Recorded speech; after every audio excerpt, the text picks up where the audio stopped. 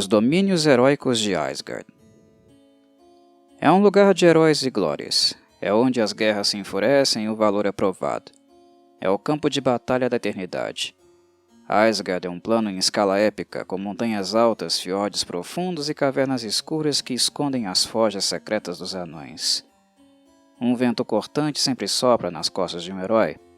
Dos canais de água gelada aos bosques sagrados dos elfos de Alfheim, o terreno de Isgard é grandioso e terrível. É um lugar de estações afiadas. O inverno é uma época de escuridão e frio mortal, e um dia de verão é abrasador e claro.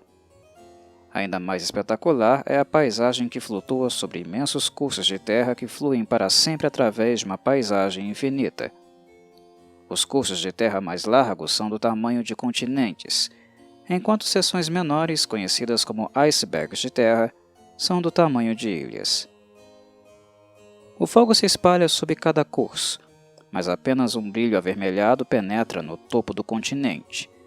Mais preocupante é a colisão ocasional entre cursos, que produz terremotos terríveis e às vezes gera novas cadeias de montanhas. Isgard é o lar de heróis mortos que travam batalhas eternas em campos de glória. Quando esses peticionários caem, eles se levantam novamente na manhã seguinte para continuar a guerra eterna. Duas divindades aqui fazem suas moradas: Kord, o descendente da força, e Olidamara, o patrono dos ladinos. O plano possui duas camadas: Muspelheim e Nidavellir, abaixo da extensão principal de Isgard. A gravidade e o tempo são normais e a extensão territorial é infinita. Isgard continua para sempre, mas seus reinos mais conhecidos têm limites dentro do plano como um todo.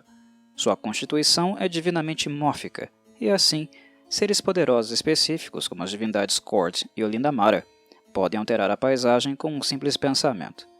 Criaturas comuns acham Isgard tão fácil de alterar quanto o plano material. O plano pode ser afetado por magia e esforço físico normalmente.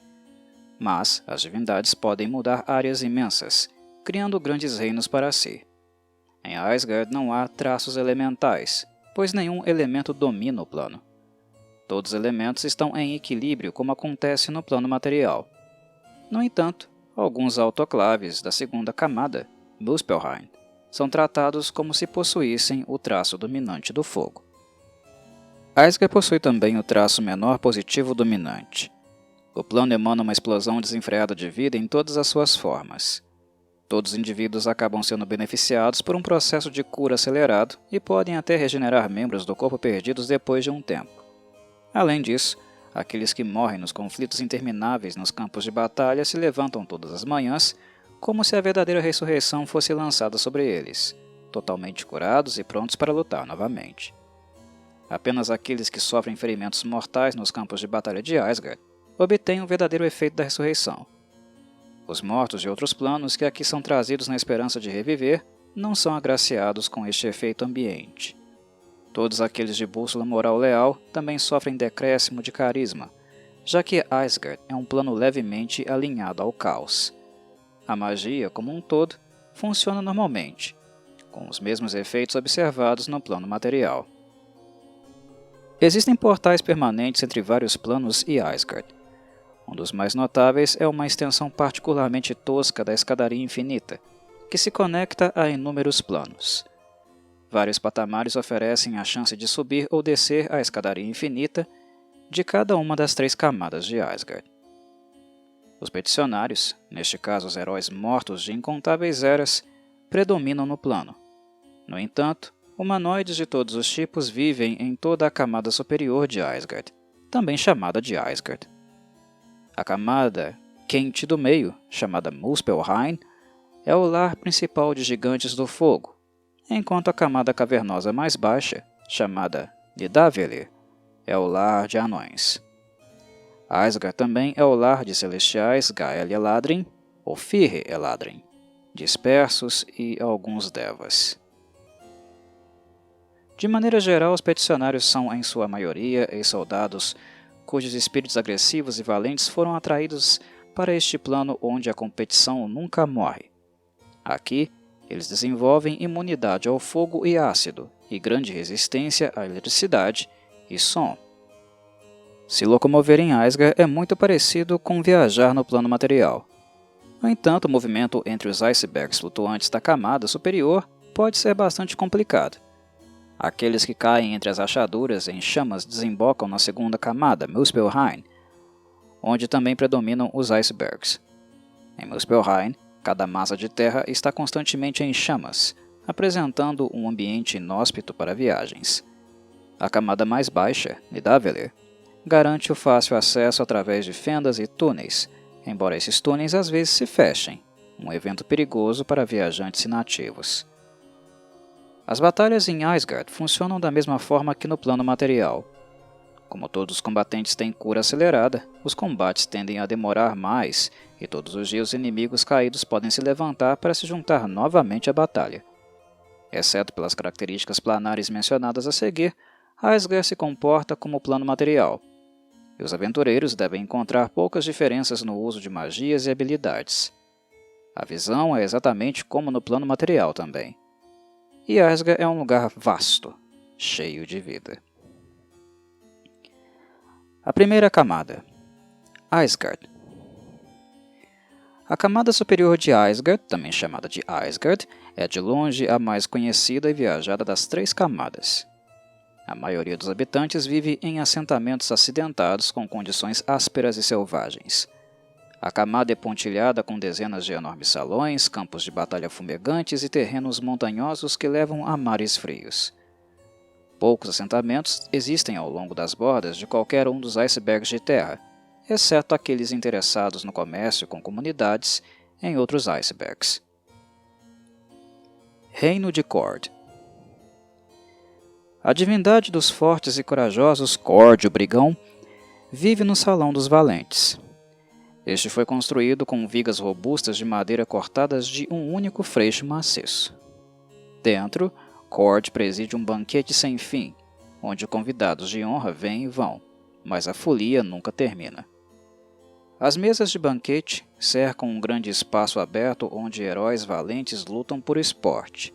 Às vezes, o próprio Kord deixa de lado sua espada grande matadora de dragões, Kelmar, e seus apetrechos de couro de dragão, e entra na praça para o grande deleite de todos os presentes.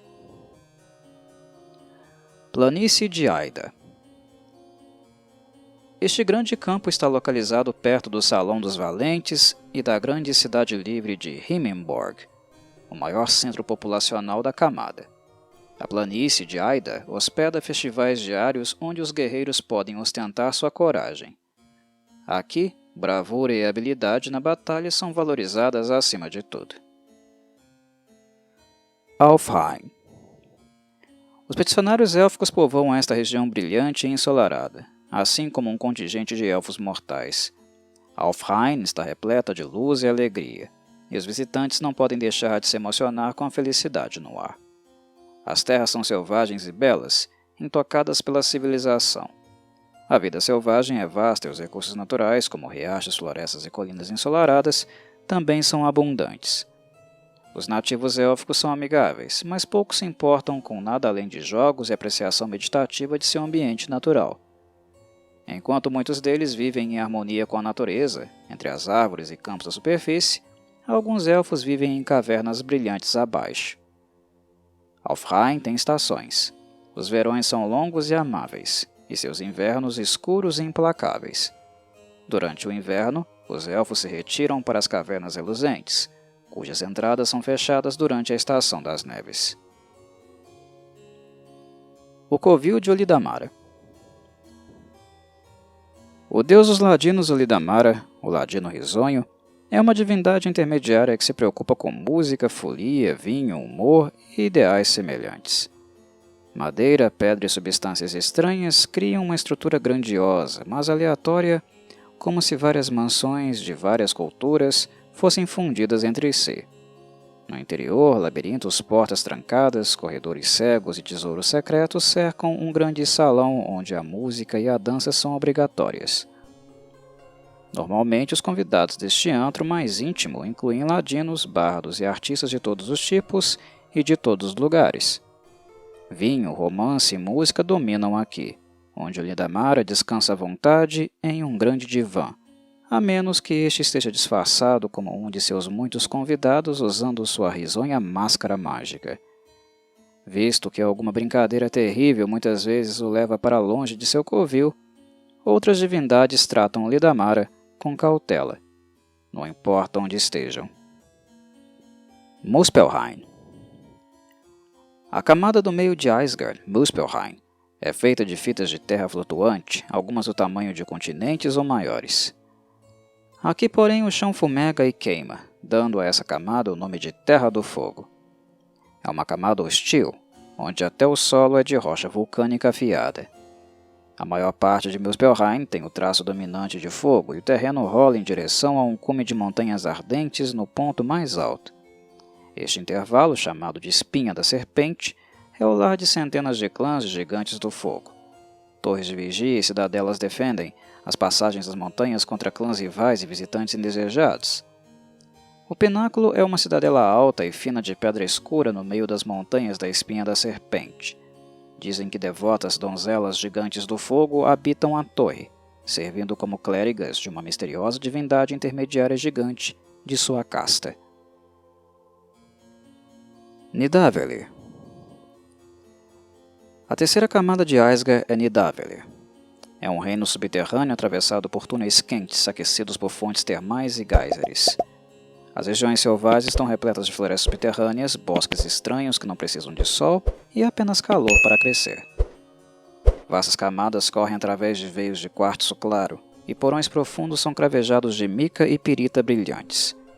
Minerais preciosos e semipreciosos estão espalhados pelo chão de alguns trechos de túneis e até cavernas inteiras.